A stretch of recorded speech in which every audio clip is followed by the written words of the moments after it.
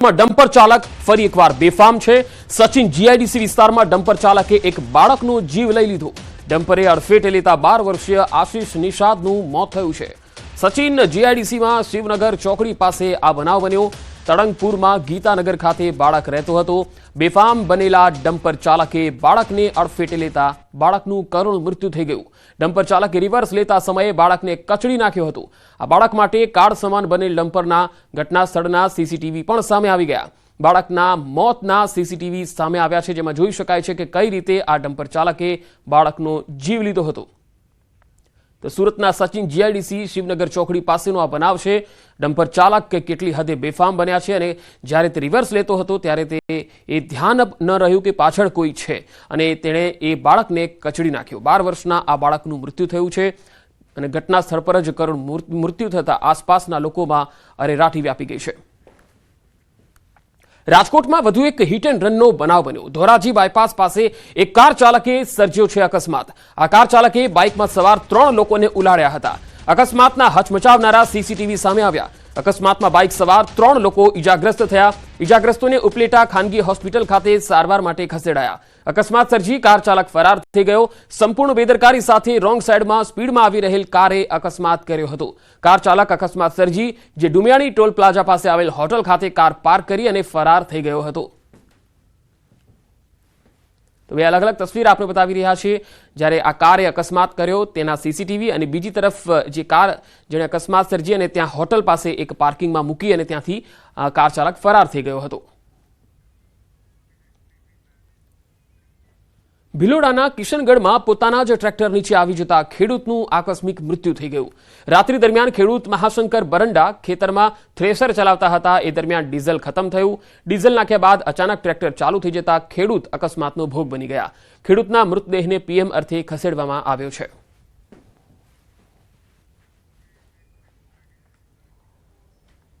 વડોદરામાં રક્ષિત ચોરસિયા દ્વારા અકસ્માત સર્જવાનો જે મામલો હતો, આ અકસ્માતમાં ઇજાગ્રસ્ત થયેલા પરિવારે ન્યૂઝ 18 સમક્ષ વ્યથા ઠાલવી। ઇજાગ્રસ્ત થયેલા બાળકોના પિતા અજીત કેવલાણીનું નિવેદન, તબીબનો અભ્યાસ કરતી કોમલ કેવલાણીના પગના વાસ્ક્યુલર ફાટી ગયા। કોમલ કેવલાણીની પ્લાસ્ટિક સર્જરી કરવી પડે તેવી સ્થિતિ। ભાઈના દીકરા જયેશને પણ 2 સર્જરી થઈ ચૂકી છે। મોટી ખોડખાપણ પણ રહી શકે છે। પહેલા જેવું જીવન જીવવું ઇજાગ્રસ્તો માટે હવે અઘરું બની ગયું છે। આરોપીઓને દાખલારૂપ સજા મળે તેવી પરિવારની માંગ છે। અજીત કેવલાણીનો દીકરો અને દીકરી તેમજ ભાઈના દીકરાને પહોંચી છે ગંભીર ઈજા।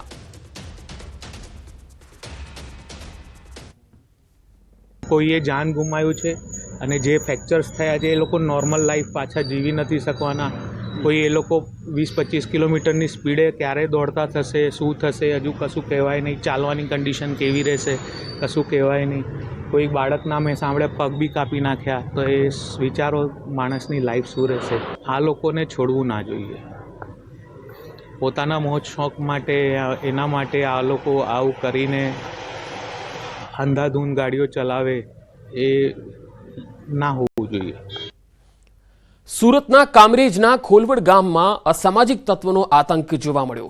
માતા સહિત અહીંયા 2 પુત્રો પર જીવલેણ હુમલો કર્યો। નજીવી બાબતે ઉશ્કેરાઈ એક શખ્સ દ્વારા હુમલો કરવામાં આવ્યો। માતા અને 2 પુત્રો પર લાકડાના બેટ વડે હુમલો કરાયો। હુમલો કરી રાહુલ નામનો શખ્સ ફરાર થઈ ગયો। યુવક ગંભીર રીતે ઇજાગ્રસ્ત થયો। કામરેજ પોલીસે સીસીટીવીના આધારે કામગીરી હાથ ધરી હતી। તો બે અલગ અલગ તસવીર આપણે બતાવી રહ્યા છે। માતા અને 2 પુત્રો પર જીવલેણ હુમલો કર્યો તેની તસવીર પણ કેદ થઈ છે અને બીજી તરફ જે ઇજાગ્રસ્તો છે તેમને સારવાર માટે ખસેડાયા છે।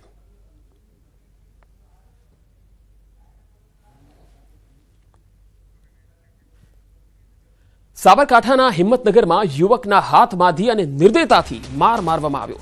આગિયોલ ગામે એક મહિલા અને યુવકે દંડો લઈને યુવકને મૂઢ માર મારવાનો વિડીયો વાયરલ થઈ રહ્યો છે। માનસિક અસ્વસ્થ યુવકના ઊંચા અવાજથી પરેશાન થયાના આરોપ સાથે મહિલા અને યુવકે તેની ધોલાઈ કરી દીધી। યુવકને માર મારી મંદિરમાં લઈ જઈ અને પૂરી રાખ્યાનો પણ આરોપ છે। ગામભોઈ પોલીસે મહિલા અને પુરુષ વિરુદ્ધ ગુનો નોંધી તપાસ હાથ ધરી છે। તો આગિયોલ ગામનો આ વિડીયો તમે જોઈ શકો છો કે આ જે માનસિક રીતે અસ્વસ્થ વ્યક્તિ છે અને તે મોટી અવાજથી બોલતો હશે એટલે સ્થાનિકોને ગમ્યું નહીં અને કેટલાક લોકોએ તેને ફટકાર્યો। બંને હાથ બાંધી દીધા અને ઢોર માર માર્યો। યુવકના હાથ બાંધીને નિર્દયતાથી ફટકાર્યો હતો।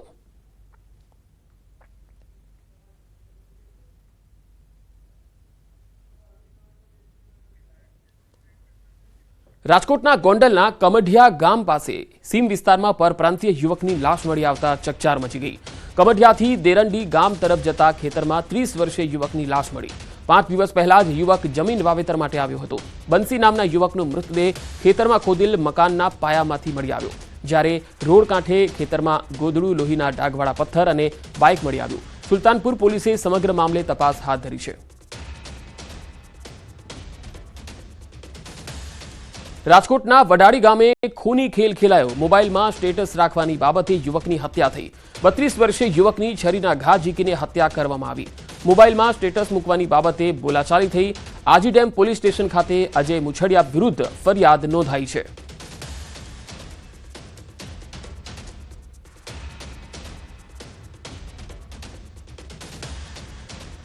ગુમ થયેલા શાળા બનેવીના મૃતદેહ મળી આવ્યા. વડોદરાના કરજણ વિસ્તારનો આ બનાવ.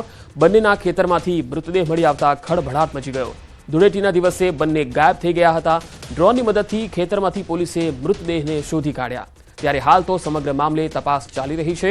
મૃતદેહ અંગે તપાસમાં મોટા ખુલાસા પણ થઈ શકે છે.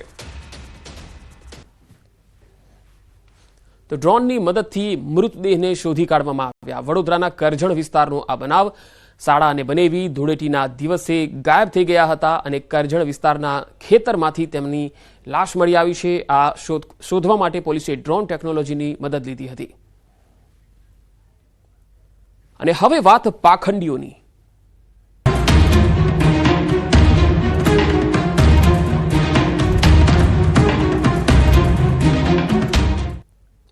રાજકોટના ભુવાની 10 વર્ષની ધતિંગ લીલા વિજ્ઞાન જાથાએ કરાવી દીધી બંધ. અમદાવાદના મેટોડામાંથી ઝડપાયો ભુવો મહેશ મંજીવાળા. આરોપી ભુવો દાણા જોઈ 5100 થી લઈને ₹1 લાખ સુધીની ફી વસૂલતો હતો. ભેજાબાજ ભુવો ભોળા લોકોને અંધશ્રદ્ધાની આડમાં ફસાવી તંત્રવિદ્યા, સ્મશાનમાં વિધિ કરવાના નામે પૈસા પડાવતો હોવાનું ખુલ્યું. બીજી તરફ ભુવાનો વાયરલ વિડીયો પણ લોકોમાં ચર્ચાનું કેન્દ્ર બન્યો. ભુવાની જાળમાં ફસાયેલ દંપતીએ વિજ્ઞાન જાથાને માહિતી આપતા જયંત પંડ્યાએ પોલીસની ટીમ સાથે પહોંચી ભુવા મહેશ મંજીવાળાને તેના સાગરીતો સાથે ઝડપી પાડ્યો. પોલીસ તપાસમાં ભુવો રિક્ષા ચલાવતો હોવાનો પણ ખુલાસો થયો.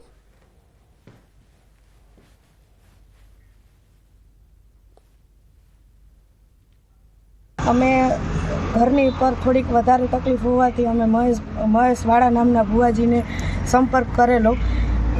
એની ફી હતી ₹5100 અને અમને આ તકલીફ છે એ એમ કરીને અમને 40,000 થી 45,000માં ઉતારેલા છે.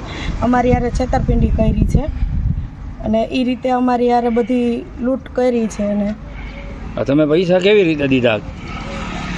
2-3 વાર ગૂગલ પ્લે કરેલા છે, 1-2 વાર રોકડા દીધેલા છે.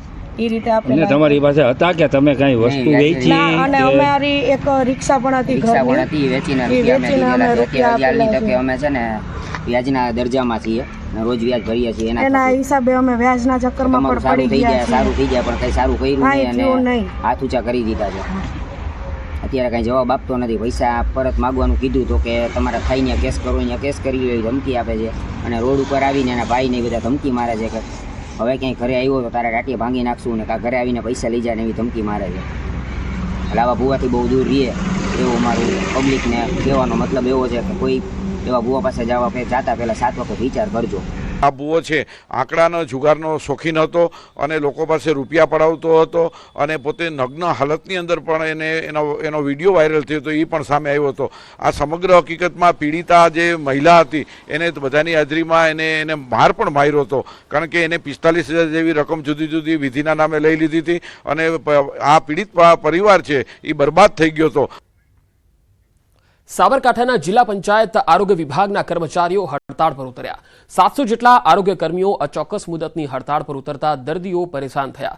વારંવાર રજૂઆત છતાં પડતર માંગણીઓ નહીં સંતોષાતા કર્મચારીઓમાં રોષ જોવા મળ્યો. જિલ્લા પંચાયત કચેરી ખાતે તમામ કર્મચારીઓએ એકત્ર થઈ અને જિલ્લા વિકાસ અધિકારીને લેખિતમાં રજૂઆત કરી. હડતાળથી જિલ્લામાં પીએચસી અને સીએચસી પર આરોગ્ય સેવાઓ ચાલુ રહેશે, જ્યારે ગ્રામ્ય કક્ષાના સબ સેન્ટર પર થતી કામગીરી બંધ થશે. 65 થી 70 વખત કાગળ મોકલાયા છતાં સરકાર દ્વારા કોઈપણ જાતની બેઠક આપી કોઈ નિરાકરણ લાવવામાં આવ્યા નથી. અમારો મુખ્ય મુદ્દો ટેકનિકલ છે, જે ટેકનિકલ માટે સરકારશ્રી દ્વારા કમિટી રચવામાં આવી હતી. કમિટી દ્વારા અહેવાલ રજૂ કરવામાં આવ્યો છે. અહેવાલ કર્યા પછી સરકારશ્રીએ હજી સુધી ઠરાવ કર્યો નથી. જ્યાં સુધી ઠરાવ ના થાય ત્યાં સુધી હવે આ અચોક્કસ મુદતની હડતાલ પૂરી થશે નહીં.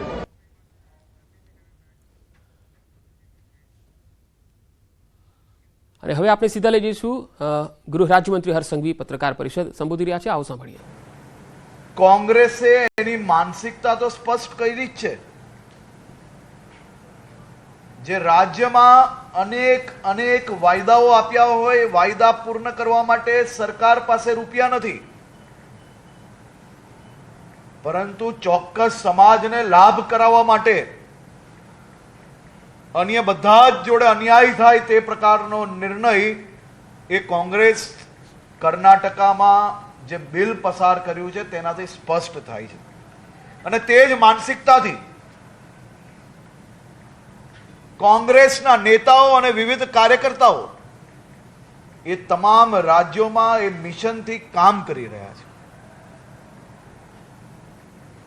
હું કર્ણાટકા સરકારના આ નિર્ણયને વખોડું છું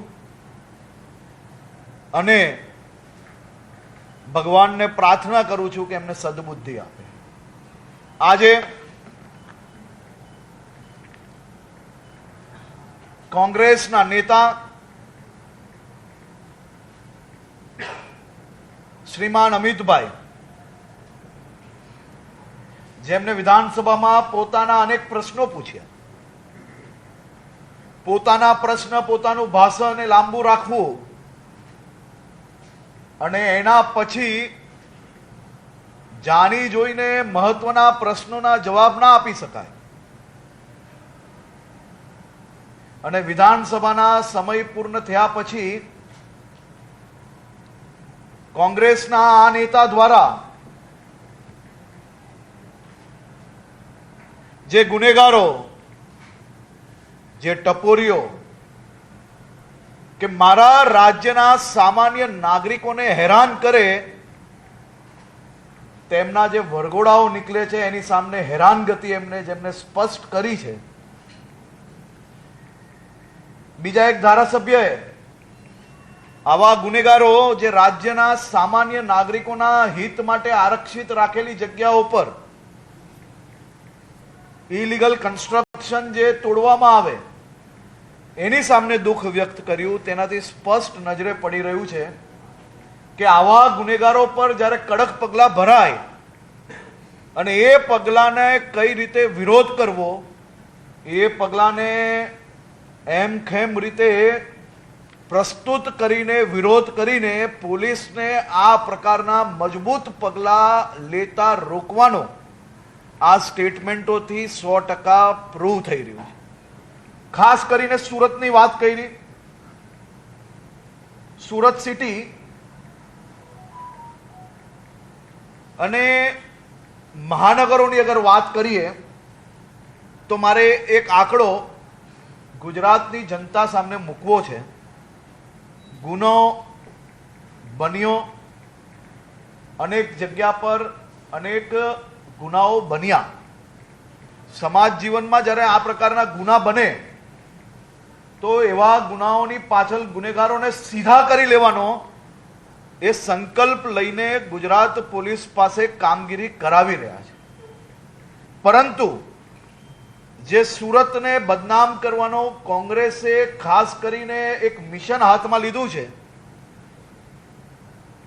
એનસીઆરબીના ડેટા પ્રમાણે જે આઈપીસી કલમના કેસો જે દાખલ થાય છે એ કેસોમાં 1 લાખ જનસંખ્યાના આધારે કેટલા કેસો, તો સુરતમાં 1 લાખની જનસંખ્યાની સામે 215 કેસ, દિલ્હીમાં 1832 કેસ, કેરળમાં 626 કેસ, બેંગલુરુ કર્ણાટકાની અંદર 337 કેસ, મુંબઈ મહારાષ્ટ્રની અંદર 376 કેસ, હૈદરાબાદ તેલંગાણાની અંદર આ જ પ્રકારના 266 કેસ, એની સામે ગુજરાતના સુરતની અંદર 215 કેસ, જેમાંથી મોટા ભાગના કેસો એ ચીટિંગના અને બીજા પ્રકારની જે ઘટના ઇન્ડસ્ટ્રીઝ જોડે લાગતી હોય, ઇન્ડસ્ટ્રીયલ વેપારની લાગતી હોય એવા કિસ્સાઓ બી આની અંદર સમાવેશ થાય છે.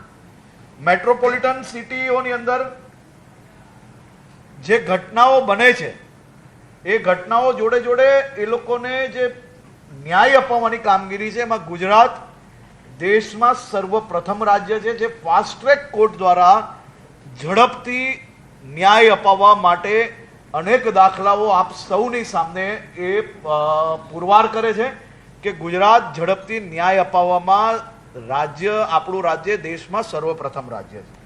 સુરત શહેરના જે કિસ્સાઓ એમને કીધું વધી ગયા છે, તો આઈપીસી કલમના હિસાબે જ આપણે જોઈએ તો 2020ની અંદર 33,824 કેસો દાખલ થયેલા, 2021ની અંદર 32,097 થયેલા અને 2023માં 11,499 કેસો દાખલ થયા છે, જે બીજા વર્ષો કરતા ઓછા છે.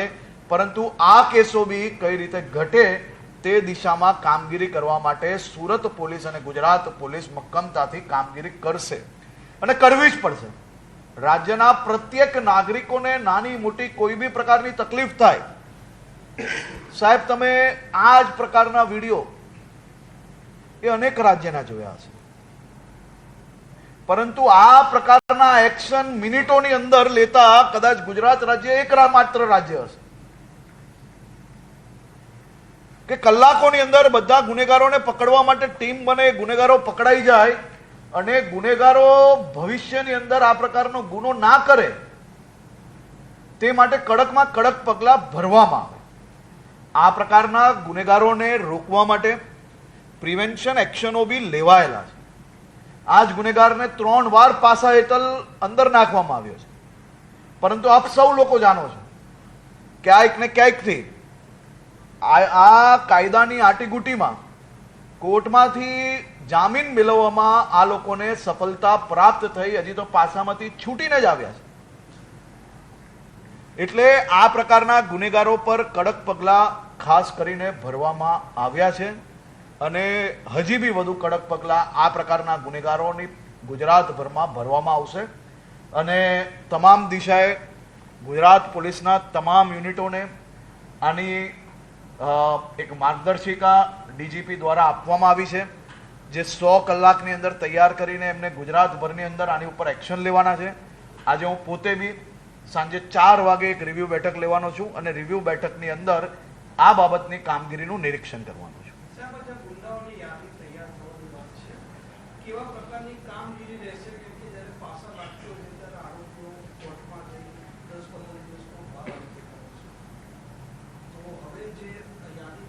સંપૂર્ણ જે કામગીરી છે એ લેટરમાં લખેલી જ છે, એ લેટર બી ઓફિશિયલ બધાને મળેલો જ છે, એટલે એ જ પ્રકારે કામગીરી ચાલુ છે. કાયદાનું જે કામ છે એની ઉપર કોઈ બી પ્રકારના સ્ટેટમેન્ટ આપવા એ યોગ્ય નથી, કારણ કે કાયદો કાયદાનું કામ કરે છે, ન્યાયપાલિકા ન્યાયપાલિકાનું કામ કરે છે, પણ અમારી જવાબદારી છે પ્રિવેન્શન એક્શન લેવાની ને પ્રિવેન્શન એક્શન સંપૂર્ણપણે ગંભીરતાપૂર્વક લેવામાં આવશે.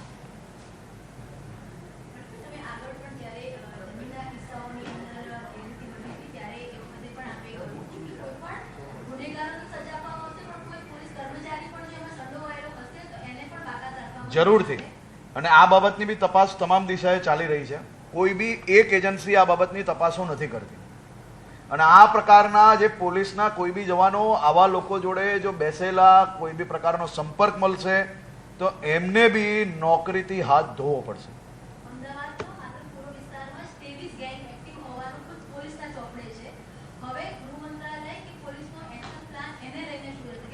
સમય મેં તમને કહ્યું એ પ્રકારે કે પ્રિવેન્શન એક્શન એટલે પોલીસે જે ગુનેગાર છે, કાયદામાં આખા દેશની અંદર જે છૂટ મળી એ છૂટમાં આ પ્રકારના ગુનેગારોને તમારે પાસામાં નાખવાના હોય છે. તો આ પ્રકારના ગુનેગારોને પાસામાં નાખવાની કામગીરી પોલીસ બરાબર કરે છે કે નહીં એ જોવાની હોય છે અને આવા ગુનેગારોને જો પાસામાં સમયસર ઢકેલી લેવામાં આવે તો પોલીસની એ જ કામગીરી છે. પરંતુ હું એવું માનું છું કે એ લોકો જે ભાષામાં સમજે એ ભાષામાં પોલીસને સમજ છે કઈ રીતે કામ કરવાની અને એ દિશામાં ગુજરાત પોલીસને સંપૂર્ણ સૂચના છે કે કોઈ બી ગુનેગાર એને કંટ્રોલમાં રાખવા માટે ગુનો પોતાના વિસ્તારમાં ના બને તેની સંપૂર્ણ જવાબદારી એ લોકલ પોલીસ સ્ટેશનની છે ને ગંભીરતાપૂર્વક આવા ગુનેગારો પર પગલાં ભરવાના.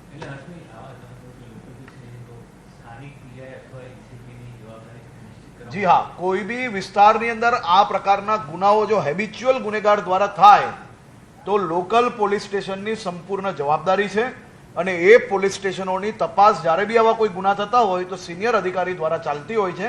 અહીંયા બી આ તમામ ગુનેગારોના કોઈની બી જોડે સંપર્ક છે કે નહીં, જો અવારનવાર કોઈને મળતા હોય, કોઈ પોલીસ જોડે કે પોલીસના કોઈ લાગતા વળગતા લોકો જોડે આ લોકોના સંપર્ક હશે તો બી જરૂરથી એ લોકો પર પગલાં ભરવામાં આવશે.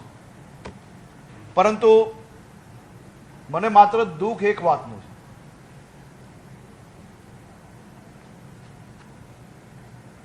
ઘટના પર ટીકા જરૂરથી હોવી જોઈએ. ઘટના બને તો ચૂંટાયેલા પ્રતિનિધિઓ એની પર ટીકા કરવી જ જોઈએ. પરંતુ આવો તો કેવો ડર સતાવે છે કે ગુનેગારો પર કડક પગલાં જે ભરાયા છે તેની ટીકા કરવામાં વ્યસ્ત છે આ નેતાઓ.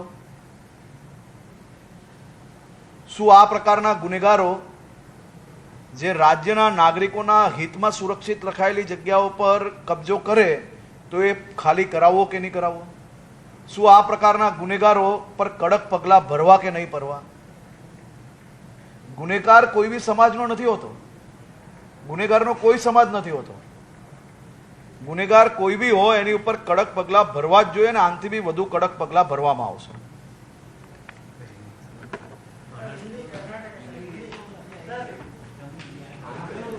ગૃહ રાજ્યમંત્રી હર્ષ સંઘવીએ પ્રેસ કોન્ફરન્સમાં કહ્યું છે કે ગુજરાતમાં કોઈ પણ શહેરમાં જો ગુનેગારો આ પ્રકારે બેફામ વર્તન કરી રહ્યા છે તો એમની સામે લગામ કઈ રીતે કસવી એ ગુજરાત પોલીસ સારી રીતે સમજે છે અને ગુજરાત પોલીસને એ સૂચનાઓ પણ આપવામાં આવેલી છે. તાજેતરમાં જ ઘણી ઘટનાઓ પર પોલીસે કડક કાર્યવાહી કરી પણ છે.